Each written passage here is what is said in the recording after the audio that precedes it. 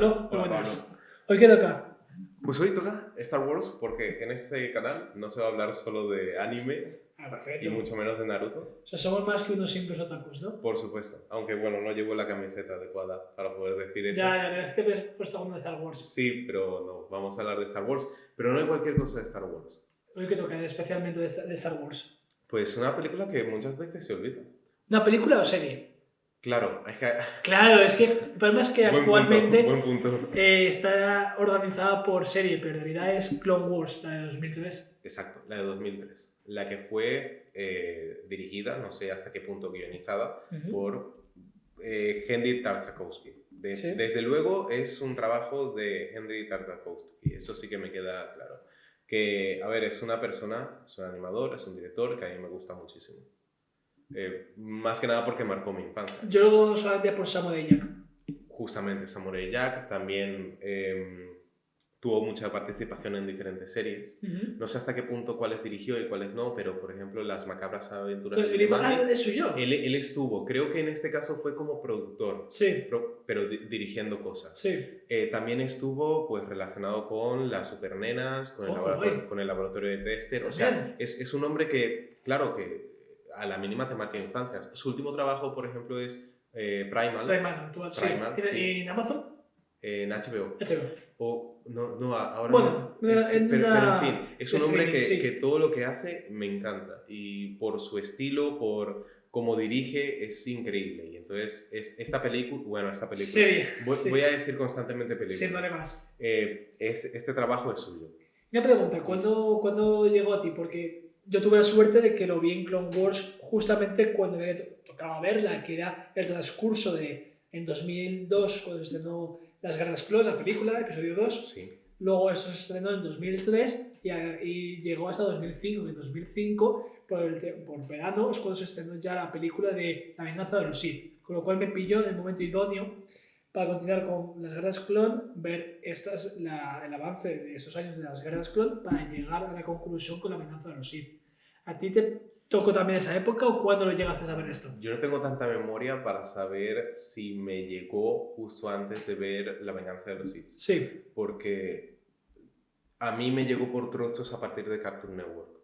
Cartoon Network tenía los pequeños fragmentos y tenía la costumbre de ponértelos durante los anuncios. Porque eran tan pequeños, de 4 o 5 minutos, entonces te los ponían, tampoco necesitabas mucho el contexto. Sí que es verdad que me llegaron de manera desordenada, o sea, yo de primeras no sabía que había una continuidad.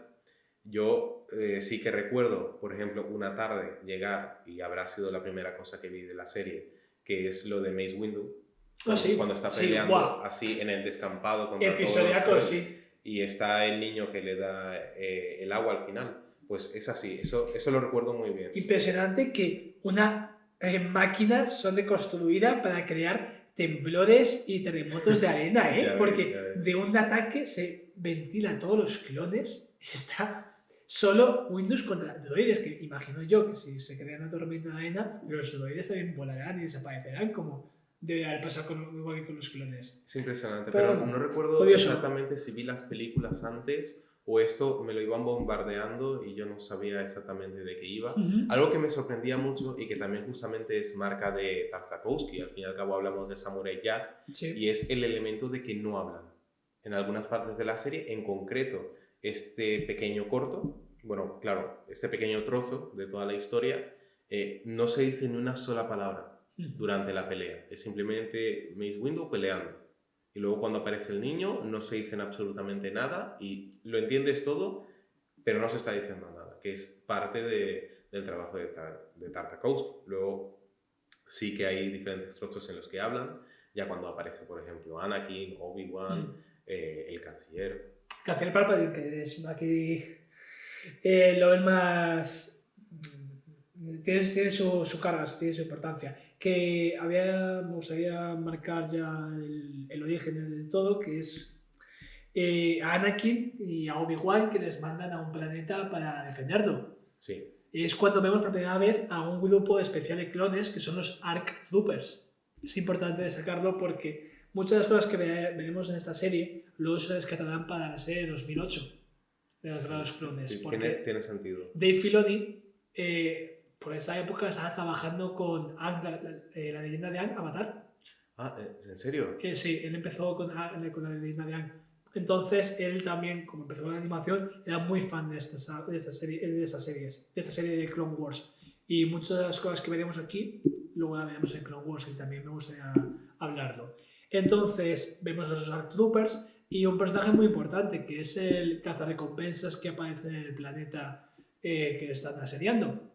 No sé si te acuerdas de él, que es Durges, creo que se llama. Es como el caballero este. Claro, es que es muy interesante cómo ese hombre trabaja, porque tú lo ves cómo están perdiendo los separatistas y dicen, el conde Dooku, ¿cómo dijo que te habían mandado? Y se ve como si fuera la carga de caballería. Sí. Él con los droides asesinos y luego Obi-Wan bajando todas las lanzas y el choque entre ellos como si fuera la carga de caballería, que dices... Sí. Es justo eso, es muy llamativo por ese elemento y porque este hombre que dices del cazarrecompensas es tal cual, es la armadura de un caballero. Sí, y aparte Eso también se recupera para la siguiente Clone Wars. Se quería haber recuperado, pero no dio luz verde. Vale. Que como aclaración, yo he visto esta, no he visto Clone Wars. Sí, nada, perfecto. Pues nada, esto ya para el futuro lo trataremos. Pero sí, yo solo me quedo con esta y te haré muchas preguntas. Si es verdad que muchos elementos se recuperan, a ver, yo me imagino algunos elementos. Por ejemplo, Asajj Ventrell. Sí, correcto. Es lógico que se recupera porque es una de las pocas cosas que he visto de la nueva Clone Wars. Y que, claro, aparece aquí. ¿Es la primera vez que aparece ese personaje? Sí, de lo que hay en esta serie. Sí. Asajj Ventrell de primeras aparece aquí con esa serie, sí, es cuando la crean. De hecho... se ve como que la entrena Dooku y que tiene un pasado Jedi. No, te dice básicamente es una asesina. Pero no, luego... Exacto, no hay mucha presentación. No. Simplemente impresiona al conde Dooku y por ello ya ni siquiera la entrena. Simplemente pelea un instante con ella, le da las armas y le dice: hay un pavo llamado Anakin, tienes que ir a por él. Y luego tiene una pelea, que también esto es una cosa que me chocó porque yo, viendo esos trozos cuando era pequeño, yo creía que este personaje tenía mucho más protagonismo. Claro, Sam Ventress. Sí, y me sorprendió de que aparece en esta primera parte, esta pequeña trama que se monta con el conde Dooku y luego con Anakin y la pelea que tienen, pero luego desaparece por completo. Sí, no, ya está. En The Clone Wars, la de 2008, sí que te ha dado un poquito más de información sobre su pasado, pero ya está. Y claro, es interesante porque el duelo que tiene contra él, te diste cuenta de la lluvia, cuando llueve, como en las espadas láser, con ese erudito de zoom. Sí. Es un dato curioso que luego más adelante no lo ves en ninguna parte igual. No se ha vuelto... Es como que vuelve a llueve y como que no pasa nada al sable. Y da exactamente igual. Ni siquiera en las películas, ¿no? No se llueve en las pelis. Las pelis llueve, por ejemplo, cuando los caballeros de Erden y Kylo Ren ejecuta a un tío, en ningún momento se escucha como la lluvia, gotas al tocar el sable, y el propio efecto que empiezan a echar humo también. Sí, es muy interesante eso. Y el planeta y cómo se ve el lado oscuro de Anakin y le hace la marca. Es verdad. En el ojo. O sea, todo lo que dices, de hecho, se hace mucha referencia al lado oscuro de Anakin. Ya tirando hacia el final hay una referencia directa, que claro, uno no se cata de niño, pero ya de adulto te das cuenta de los diferentes easter eggs que habían. Pero es verdad que en el enfrentamiento con Asajj Ventrell, Anakin muestra su lado oscuro. De hecho, con una referencia muy, muy obvia, que es que coge el sable rojo para vencerla y es con la que aprovecha para mostrar todo su odio y acabar con ella. Y está completamente claro cuál va a ser su verdadera naturaleza al final de lo que es su historia de Star Wars. Y también un tema muy interesante es la capacidad que tiene este hombre para hacer conflictos masivos, que es que está muy bien, porque nosotros en las pelis vemos sí grandes contingentes, pero no al punto del que se muestra aquí, que son inmensas cantidades de soldados, inmensa cantidad de naves, exageradísimo todo. Este tiene como una... Sí. A mí una cosa que me impresiona mucho de todo lo que ocurre en la peli, bueno, en la serie, es que constantemente todo se está moviendo. Las tropas, las armas, los droides, las naves, todo, siempre hay algo en movimiento y además con esta forma que tiene este hombre de trabajar, que es todo siguiendo unos patrones muy claros y son simplemente líneas que van de un lado a otro, pero son soldados o son máquinas. Está muy chulo, pero todo se está moviendo, salvo en determinadas partes. Hay una que me encanta, que ya hablaremos de ella hacia el final, que es cuando te muestran al canciller Palpatine. Me parece espectacular el cómo justamente estás viendo en Coruscant todo este desastre, toda la batalla que se está montando, que aparte estás viendo a Mace Windu, a Yoda, cómo están peleando y de repente la calma absoluta del canciller mirando por la ventana. Sí. Es una de las cosas que más me impacta siempre que la veo, que es dentro de todo el caos que siempre te está montando, este momento de paz y de pasotismo por completo de el que sabes que es el villano. Y simplemente me parece maravilloso la manera que tienen de repente tranquilizar el público en plan de mira, esto va a ser importante. Tú que, porque claro, mi perspectiva es diferente a la tuya, porque yo todo esto lo pillé de pequeño y en una época en la que yo no sabía quién era el general Grievous. Entonces, de primeras, cuando Anakin vuelve al planeta asediado y le espera a Obi-Wan, le llega un mensaje de un Jedi pidiéndole ayuda a Obi-Wan, que no entiende muy bien, y en ese momento es abatido y vamos al planeta en cuestión. Ahí vemos como un droide le está marcando a los demás droides que están acorralando a los últimos Jedi que han sobrevivido, diciéndoles rendidos, y los sabemos de muerte de soldados. Y se ve a Ki-Adi-Mundi con Saca-Ti y otros diferentes Jedis. Hay que dar un dato curioso: uno de esos Jedis que aparece, que es el primero que sale corriendo, es Scooby-Doo. Pero es Shaggy, correcto, es Shaggy. Se parece. Sí, pero ¿qué pasa? Que lo hicieron, la gente, la comunidad dijo que era Shaggy y ya se ha quedado estandarizado y le ha puesto como nombre Shaggy a ese Jedi. Vale, porque creo que todo el mundo que lo vea se da cuenta de que sí, se parece un montón a Shaggy. Por supuesto, entonces a raíz de eso ya es como el Shaggy, ese personaje es Shaggy Jedi, sí. No lo sabía. Entonces, ¿qué pasa? Que a mí me pilló eso chiquito y lo vi y dije, hostia, qué guapo la máquina esta de matar, que es capaz de encenderse a todos estos Jedi y aparte reventarles y mandándolos uno a uno poco a poco, generar ese miedo, caer. Y ¿qué pasa? Que están aguantando a duras penas. Saca-Ti está bien destrozada. Ki-Adi-Mundi consigue un brazo, 2 brazos, con el pie consigue coger también un sable, enfrentarse a ellos. Es impresionante. Hay una forma muy clara que te dejan de que Grievous es una máquina de matar.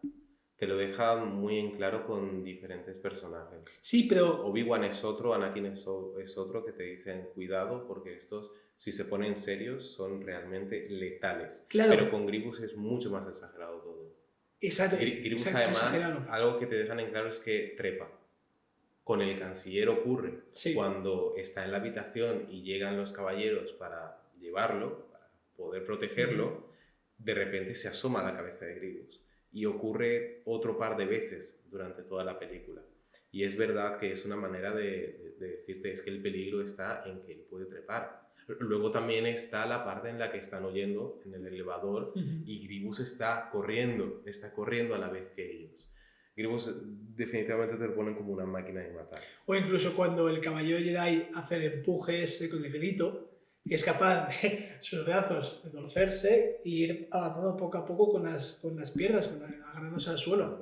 Es impresionante. Entonces a eso venía, porque claro, yo esto lo veo de pequeño, me parece súper loco, pero luego veo La venganza de los Sith y digo, este no es este Grievous que he visto en esta serie. O sea, aquí le han metido un chute de que le han dejado... Es que además esto fue muy curioso, porque tiene su pequeña historia en producción, que es el hecho de que, claro, le encargaron este trabajo a Genndy Tartakovsky y simplemente le dieron varios detalles de La venganza de los Sith. De hecho, creo que solo habían detalles, no estaba escrito todavía. Y le escribieron a Grievous. Le escribieron que era una máquina con 4 brazos, exacto, hecho de acero, muy... ágil, muy flexible, con unas garras, que lleva diferentes sables porque son los trofeos que tiene de Jace que ha matado. Y claro, en su mente dijo, esto es una máquina de matar. Y lo deja claro que Grievous es imparable. ¿Qué pasa? Que no le informaron cuáles eran las ideas de George Lucas. Y en el momento en el que estaban trabajando ya a la par las dos películas, pues George Lucas a la vez no sabía nada de lo que estaban haciendo en Cartoon Network. O no sé si se lo encargaron a Cartoon Network realmente, pero en fin, al estudio de animación que fuera, no sabían realmente nada. Y en un determinado momento él se acercó a los estudios, o bien le pasaron el trabajo o lo que sea, y se encontró con Grievous. Y de repente se dio cuenta de que no tenía nada que ver con lo que él estaba escribiendo para la tercera entrega. Y tuvo que decirle, créale un final en el que Grievous termine jodido. El resultado es que al final Mace Windu lo ahorca, le rompe todo el sistema y por eso está tosiendo y por eso está tan débil en la tercera.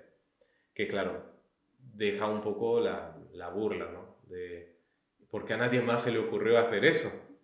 Es la sensación que yo siempre me quedo cuando veo esa parte, que ves a todos los Jedi muriendo por todas partes, a estos 3 que intentaron detenerlo y nadie se le ocurrió hacer lo que a Mace Windu se le ocurrió en un instante cuando lo vio.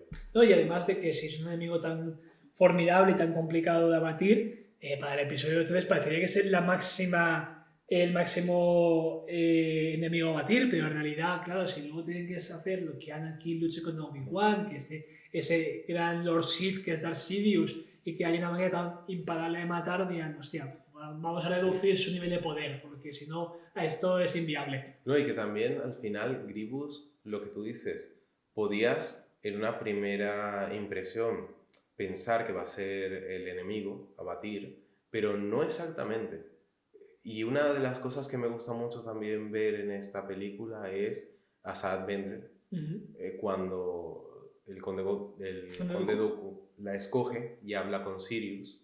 En la conversación, Sirius deja en claro de que es una herramienta. Lo que no sabe el Conde Dooku es que él también es una herramienta. Y Grievous también es una herramienta. Por supuesto. Sirius les importa una mierda a estos 3 sujetos.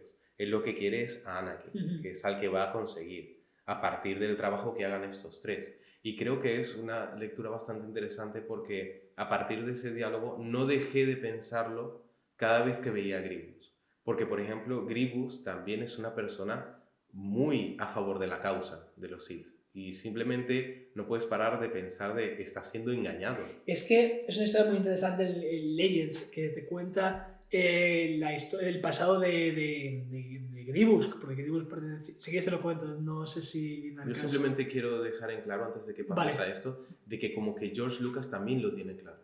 No quiere darle este protagonismo a ciertos personajes, por mucho de que molen. O sea, lo mismo ocurre con Darth Maul, es una herramienta. Y como que George Lucas es muy consciente de esto. Claro, Tartakovsky vio otra lectura completamente distinta, porque cada autor ve algo distinto en sus personajes que va a trabajar, pero como que está esta doble cosa de, al final, es que no son importantes. No hay que chetarlos tanto. No. Porque el Conde Dooku también siempre nos lo pintan como otro adversario formidable, pero en las películas lo ves y es una mierda. Tiene que cumplir la función y ya está. Y a otra cosa. Correcto. Que además se lo cargan muy rápido en el episodio 3. Sí. Entonces, simplemente eso. Si quieres hablar de Legends... No, te voy a contar la historia de Grievous, pero casi que me viene mejor más adelante, porque sí que te hacen ciertas referencias cuando visitan su guarida. Sí. Entonces, es una cosa que a mí de pequeño me chocó, porque era mi personaje favorito. Grievous. Sí. Bueno, actualmente sigue siendo. ¿Lo tienes aquí? Sí, correcto. No sé si se ve bien, pero... Bueno, sí, está ahí. Y nada, entonces a mí me chocó mucho, era mi personaje favorito y claro, me sorprendió. Y también otra cosa interesante es que se va viendo los diferentes conflictos de diferentes planetas. Como la República va consiguiendo planetas llevarse a su causa o incluso arrebatárselos a la Confederación. ¿Qué pasa? Que a su vez se ve con una secuencia muy, a mi gusto, súper chula, que es como que a su vez eso hace la República, pero a su vez también hace la Confederación. Claro. Con lo que te he enseñado antes, de cómo mediante imágenes te muestran que sí, es cierto, pero esto parece que es un empate, porque a la vez que tú tomas planetas, ellos también toman planetas. Y es como que aquí nadie parece estar ganando. Ya, ya. Y no, pero me parece súper interesante cómo te lo muestra, que es asediando los planetas y cómo ve a ese Wookiee con su hijo pequeño que van a arrasar su planeta, cómo los llevan cautivos a otros, cómo la propia población está asustada, se ven los ojos ese miedo, que es muy simbólico, está súper bien, o sea, lo que mola de este hombre es que se ve que prima más la narración visual por encima de todo. Desde luego. Es con lo que más se intenta centrar. Lo dicho, siempre lo hacen. Samurai Jack, Primal, son grandes muestras de ello. El diálogo está ahí porque al final es necesario. Él una de las cosas que hace, por ejemplo, también es que el prota casi no habla. No es el caso porque la mayoría de los diálogos son sobre todo de Anakin, que podemos decir que es el protagonista. Aunque también no queda muy claro. Pero sí, él trabaja sobre todo lo visual. Hay muchas muestras de ello. O sea, las batallas son espectaculares. O cuando cuando se están preparando para una batalla es espectacular. Todo lo que se monta es bellísimo. Y a la hora de mostrar las tribus o las especies o cualquier tipo de ciudadano que haya por ahí, te dejan también muy en claro cuáles son esos sentimientos. Otra cosa que parece que también él entiende es que no todos los alienígenas hablan nuestro idioma o hablan inglés. Sí. Entonces, claro, como que le pone otro idioma, bueno, otra lengua, y simplemente es a partir de gestos que lo entiendes todo y que puedes empatizar con ellos, y es a partir de eso, de las miradas, de mostrar un poco el terror en sus ojos. Va trabajando mucho por ahí. Y otra cosa a comentar es que, como he dicho, muchas cosas que se ven aquí luego se ven en Clone Wars, y me gustaría destacar el capítulo del planeta de los Quarren y el planeta anfibio, que va Kit Fisto con una legión de clones a enfrentarse a los separatistas, ¿vale? Pues esto luego más adelante también lo verás en Clone Wars, a la vez que nunca te has pensado de dónde vienen los cristales de luz. Sí, aquí te lo responden. Claro, que esto también se verá luego en Clone Wars. Bebe mucho la serie de 2008 de esta. Y ese episodio donde se ven a estas dos, maestra y aprendiz, también la verás en Clone Wars. Sí, estos personajes me sonaban. Todos, por ejemplo, el propio Kit Fisto me sonaba muchísimo. También son personajes que han aparecido en las pelis. Por eso. Porque esto también ha hecho mucho Star Wars. Personajes que han aparecido de fondo o solo han tenido una intervención o están en el consejo, pues de repente ya le dan trasfondo en todas las obras. Ocurre también un poco lo mismo que con el Conde Dooku y Grievous.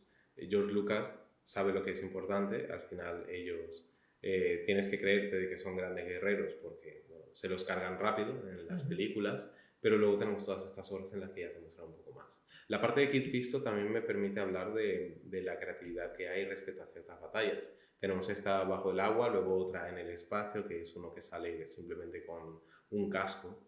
El Defensa del Jedi que tiene los cuernos. Correcto. Y que salgan todas las tropas para que caigan justamente encima del crucero. Correcto. Separatistas. Sí, muy, muy chulo. Estas dos batallas me parecen espectaculares. Sí. También el mostrar diferentes conflictos. La primera parte casi que es saltar de situación en situación y mostrar un poco partes de esta guerra que está ocurriendo. Y estos dos trozos van un poco de eso, de mostrarte cómo está sucediendo la guerra a lo largo de la galaxia. Y aparte es esa imaginación que tiene, porque dices, si estamos en un universo de ciencia ficción, ¿por qué no puede haber una máquina que sea directamente en un planeta de arena que cree tormentas o tsunamis de arena? ¿Por qué no puede haber una máquina debajo del agua que sea un láser solo? Sí. Claro, son cosas muy tontas, pero que no las ves luego, por ejemplo, en las películas. Dices, porque básicamente la original, una nave gigante que tiene un láser que destruye planetas. Ya, sí. Son ideas muy simples, pero que no... Esto, de hecho, George Lucas lo aplaude muchísimo. Él siempre está buscar cómo sorprender. Él siempre está viendo de qué me permite elementos que ya conocemos porque no sabemos cómo van a ser otros planetas, pero qué elementos podemos utilizar para, no sé, crear pues, un planeta que sea de lava. Entonces llega a Mustafar, o un planeta como Hoth. Es esta clase de... Siempre buscar algo que además resulte nuevo para la gente que lo esté viendo. Sí, y me sorprende porque, quieras o no, tiene esa libertad de hacerlo como él considera y que sorprenda, porque ahora parece que todo debe ser muy realista. Cada vez de repente hemos saltado a que dentro de lo que cabe tiene que ser realista, tiene que ser, no tiene que ser tan ciencia ficción, como que tiene que tener un motivo y un porqué y una explicación, ¿no? Cuando lo que mola de esto es una ópera espacial, sí, puede haber cowboys espaciales junto con droides, samuráis del espacio, porque no puede haber cosas fantásticas e increíbles y tecnológicamente no punteras, pero sí que sorprendan. ¿Por qué tenemos que ir a lo realista? Star Wars además es muy de eso, es muy de buscar la imaginación sin tampoco darle muchas explicaciones. Al fin y al cabo es lo que tú dices, o sea, es un cowboy que se junta con un samurái con un sable láser, pueden viajar a la velocidad de la luz, es como nada importa realmente. Es que está súper bien montado por el tema de la gran variedad de opciones y cosas, porque lo que ahora estoy empezando a ver, junto con Marvel, que también se ve, es que te van a sacar un montonazo de contenido que puede ser que mucho de ello tenga que ver, pero que si tú a la hora de la verdad no lo quieres ver, no hace que lo veas. Te estás refiriendo en este caso, Star Wars, ¿no? Sí, en general sí. Es lo que comentamos, creo que lo hemos comentado tú y yo más de una vez. Hay gente que le preferirá la época porque se ha visto en esta Comic Con, pero no Comic Con, no, en esta Star Wars Celebration, que es, vamos a dividir ahora Star Wars en diferentes etapas. Ahora mismo está el origen de los Jedi, la antigua república, la alta república, el ocaso, creo que es el ocaso de los Jedi o algo así, que es ya desde el final de la Alta República hasta el comienzo de la amenaza fantasma. Luego tendríamos la época de las guerras clon o el alzamiento del Imperio. Del alzamiento del Imperio tendríamos la época de la rebelión. Después de la época de la rebelión tenemos la época de la resistencia. Y entre medias también hay otras fases. Es decir, cada vez están subdividiendo y que tú ya consumas lo que más te guste de Star Wars, sin tener que seguir una cronología. Entonces, no sé por qué venía al caso esto, pero que... Estás diciendo simplemente de la imaginación y sí, eso te que... llevó a que cada uno puede pues disfrutar. Eso, correcto, por eso. Pues que ahora están diciendo, bueno, si consumas Star Wars, consume lo que tú quieras. Es bienvenido y ya está. Y no hace falta que sigas todo lo que sacamos, sino que si no te gusta la época, por ejemplo, de las nuevas películas, secuelas, no lo veas. Claro, sí. Al final hay un montón de contenido al que puedes dirigirte.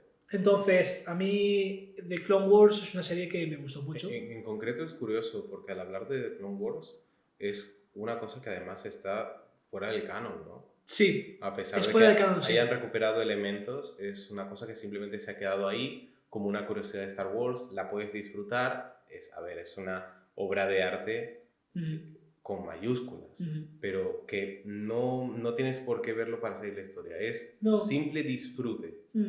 Y eso que... Tiene mucho sentido, quiero decir de que al final fue en su origen planteada para dar explicación o para ser un puente entre la 2 y la 3. Exacto, y hay aspectos que se cumplen, lo que hemos dicho de Grievous, de dónde sale este personaje y por qué está tan jodido en la tercera.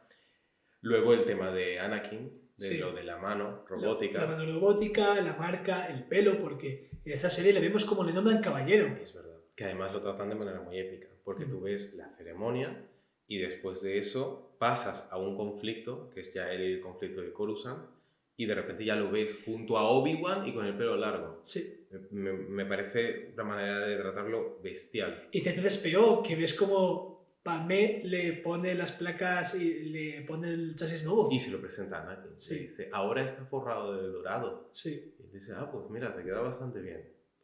Sí, es verdad, hay diferentes explicaciones. También a mí me llamó mucho la atención lo de la mano.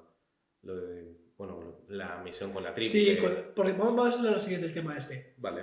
que básicamente es como que llegan al planeta este y se dan cuenta de que aquí no hay ningún hombre, aquí son todos mujeres y niños y ancianos. ¿Dónde están los hombres? Claro, y hay que rescatarlo, bueno, hay que averiguar qué les ha pasado. Realmente entran en la ceremonia, ¿no? Bueno, en toda esta costumbre de la tribu en el que están como buscando a un héroe y les llega el espíritu del brazo fantasma o algo así. Sí. Y resulta que es Anakin. Obi-Wan hace que levante la mano. Hay un momento muy divertido porque mola mucho. Hay como pequeños momentos en los que se permiten la comedia y está muy guay. Este es uno de ellos que levanta la mano y dice, ¿qué estás haciendo? Y dice, lo estás haciendo tú. Mola mucho. Luego también estaban, no sé, no voy a meterme ahora con los momentos cómicos, pero... Bueno, si quieres lo comentamos, no hay problema. Hay bastantes, no, son simplemente partes en las que dentro de todo el conflicto se están permitiendo chistes, que esto también lo hace mucho Star Wars dentro de lo que cabe. Otro que se me ocurre es cuando están huyendo con el canciller, que están huyendo de los secuaces de Grievous. Sí, los magnaguardias. Que van al metro y están pasando por la entrada. Y cada vez que pasa alguien, le recuerda que tienen que pagar. Entonces ellos van pasando y siempre estás oyendo, tienes que pagar, tienes que pagar, tienes que pagar tu entrada, tienes que pagar. Y claro, están todos huyendo en una persecución y es como estos puntos de comedia que de repente aparecen y son maravillosos. A mí el que más me gusta es cuando están en un asedio largo que el general separatista dice, ¿cuántos Jedi son? Son 5, 10, me dan 20. Viene, no, son 2, ¿cómo que 2? Y activan la cúpula, se alarga mucho. Y Obi-Wan está intentando dormir en un día que está lloviendo y dice, uff, no sé cuánto. Y dice, ¿qué haces? Anakin está comiendo gusanos y insectos que puede ahí. Maestro, me enseñaste a que adaptarse, no sé cuánto. Y dice, yo no me quería referir a esto, Anakin. Exacto, sí, son puntos muy buenos. O cuando están también en la primera ciudad y va pasando a Asajj Ventrell con su nave y luego pasa Anakin. Y entonces es Obi-Wan hablando con el clon y pasa uno y dice, ¿quién es el de esa nave? No lo sabemos. No, ¿conocemos esa nave? No, señor. Pasa Anakin. Anakin, sí, señor. Son pequeños momentos, pero son maravillosos y me hace mucha gracia. Pero en fin, que escogen a Anakin, se lo llevan, bueno, no, él parte solo a cumplir la misión y descubre toda esta instalación en la que están haciendo experimentos. No, esto es la Tecnounión. Los tíos que van con los respiradores. Que luego se lo cargan. Están haciendo experimentos con los hombres estos para... Lo que decía antes de las diferentes pistas o easter eggs que hay es cuando está en medio de este ritual, ve cómo en las pinturas, que pasas además a esta animación en la pared que es súper chula, en el que están hablando de el guerrero con la mano fantasma, el cómo está la mano, que cada vez se va volviendo más grande y va cogiendo cada vez más poderes. Y como la gente le aplaude, pero en un determinado momento la mano se sale de control, que aquí la mano son unas líneas que cada vez se van volviendo más grandes y empiezan matando a todos. Y además su persona amada, que es la metáfora con Padme. Y mola mucho que sean estas líneas que son cada vez negras, o sea, son negras y cada vez más grandes, y que terminan dibujando la cara de Darth Vader. Súper chulo ese detalle. Y que, claro, lógicamente están hablando de su leyenda, de lo que va a pasar con él al final. Y es un detalle súper chulo. No es igual, pero más adelante tienes algo parecido en The Clone Wars. Además de que en el primer asedio, en el que ves a Obi-Wan con la armadura de los clones, luego también lo verás en The Clone Wars. Se me ve mucho. Y la verdad es que me parece muy interesante cómo se ve que utilizaban la tecnología a los hombres para chutarlos, a los gigantes, y usan máquinas, les quitan un brazo para ponerles un blaster. También, es verdad. Lo que decíamos antes de trabajar con lo visual, lo de la tribu me parece un buen ejemplo, porque ahora estamos acostumbrados a que también cuando llegas a un sitio como que te tienen que mostrar las costumbres o cómo viven estas personas para empatizar, pero aquí no te están mostrando nada y te están mostrando todo. No hay un personaje que se te pare a decir, nosotros hacemos estos rituales por la noche o tenemos esta costumbre. No, pero lo estás viendo absolutamente todo lo que ocurre, y incluso cuando él los está rescatando, que es que el hombre, volvemos a lo mismo, los alienígenas que no saben hablar inglés. Entonces, al que logra rescatar, que están empezando a hacerle el experimento, él sabe lo que está pasando. Entonces le dice, si le arrancas lo del pecho, están controlados. Y lo que hace es golpearse la cabeza para que él pueda entenderlo. son diferentes puntos que es la manera en la que Tartakovsky trabaja lo visual. Y le explica, tienes que destruir el cristal allá. También, es verdad, y ahí es cuando ya pierde la mano por completo. Que luego los demás también interpretan que tienen que perder la mano para volver a ser ellos mismos. Porque si te fijas, cuando Anakin hace la pirueta y se mete ahí y mete la mano y consigue destruir el cristal, salta y se va y salen todos los alienígenas de las instalaciones y aún quedan gente de la Tecnounión y él está con ese odio por la Tecnounión, por lo que les han hecho y ahoga a uno, les mata a todos y ahoga a uno. Y como los demás miembros, al ver, lo que has dicho, a Anakin sin el brazo y tal, todos se arrancan por honor a esa persona que les ha rescatado. Y me parece súper interesante es ese silencio que es cuando se ve a lo lejos a Anakin y a todos estos llegar. Y cómo de primeras las mujeres le rechazan, como que no saben quiénes son, tal. Y es una hija, es la niña que sale y reconoce a su padre. Y le dice papa o algo así, le dice algo. Es precioso ese momento. Claro, y es cuando todas las mujeres ya se reúnen con todos y es como ya se cumple la unión. Y eso, y Anakin habla con Obi-Wan y están ahí los dos, claro. Has salvado, no sé cuánto, y él como está malhumorado, está aún enfadado por todo lo que ha pasado. ¿Quién? Anakin. Anakin, sí. Y nada, y me parece muy, muy chulo. También está muy chulo es el asedio a Coruscant, que es muy de la nada, es como que vemos a Yoda, está meditando, de repente se sube la persiana y se ven cazas de la Confederación y dices, hostia, ¿qué pasa aquí? Y me gusta mucho la dinámica entre Windu y Yoda. Creo que se aprovecha muy bien a Windu, porque es una persona, bueno, es un personaje que no se había aprovechado del todo en las películas. O sea, puedes interpretar que es un gran guerrero y es un gran maestro, aquí te lo muestran. También me gusta mucho el juego de la distracción y lo que realmente está pasando, que es algo cuando ellos están peleando en medio de Coruscant que se dan cuenta de que esto probablemente es una trampa, porque dicen, es que no están siguiendo objetivos claros, realmente no quieren conquistar, algo está pasando, yo creo que debe de haber algo más, y entonces van a por el canciller. Y luego vuelve a ocurrir de una determinada forma, que es a partir de Grievous, como que persigue a Palpatine de una determinada manera, y ella... o sea, a ver, vamos a es que juega con ellos. Vamos a matizar. Sí. Son 3 Jedi y hay una que es como la capitana. Ella es Sakti, sí.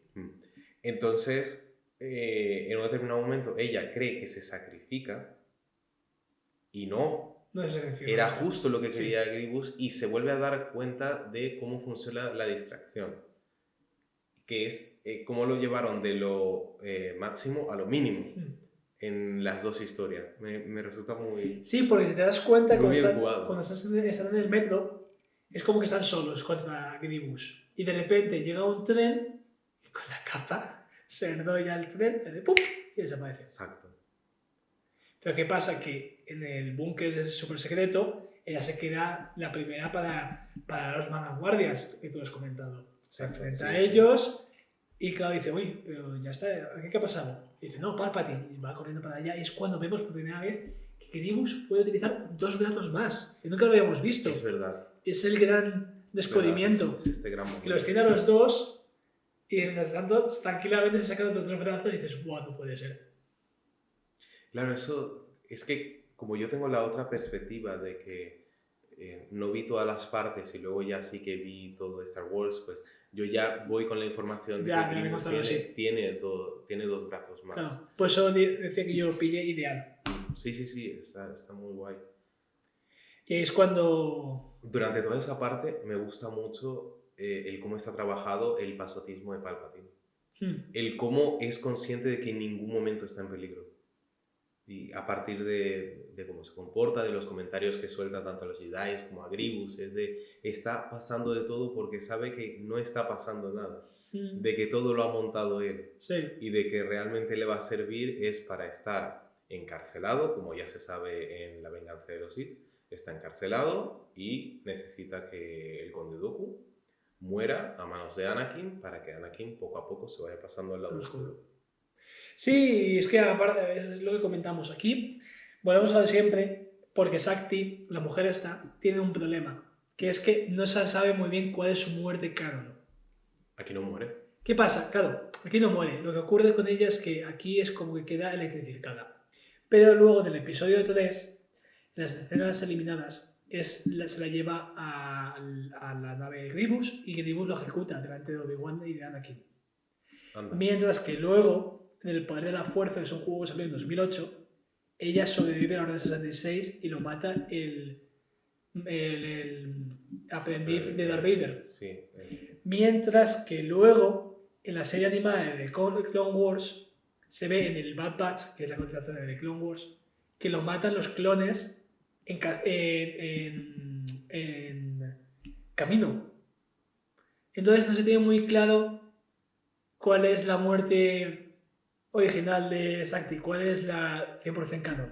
Porque ha muerto muchas veces de diferentes maneras. Yo me atrevería a decir que es la de Bad Batch. Puede ser. Por una simple razón, porque está la escena eliminada. Sí. Por lo tanto, realmente no cuenta. Cuenta, pero no cuenta. Correcto. O sea, se queda lo que ha ocurrido en la peli. Luego, el videojuego realmente no termina de ser del todo canon. Actualmente no es canon. Entonces, me das la razón. Si no es canon, no ha muerto ahí. Si lo único que queda es Bad Batch, que es canon, tiene que ser ahí. Claro, tiene que ser esa. Pero es que lo gracioso es que no se le ve. Coincide que unos clones están llevando un cadáver y coincide que cae un sable láser. Alguien lo recoge y se lo coloca. Pero ¿qué pasa? ¿Quién es el Jedi que estaba más o menos controlando las instalaciones? Sakti. O sea que perfectamente puede salir otra historia en la que la maten otra vez. Exacto. Vale.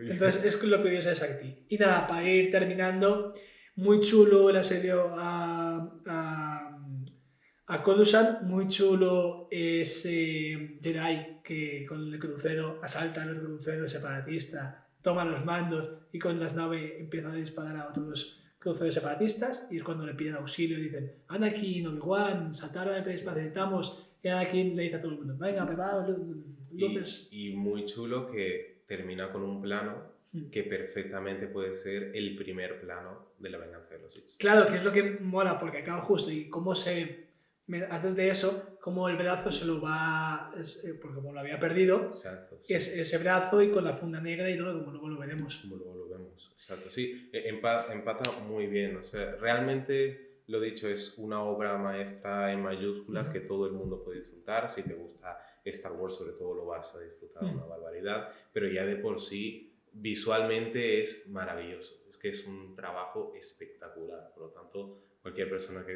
tenga... ¿Cuánto dura? 2 horas. Es que es una peli.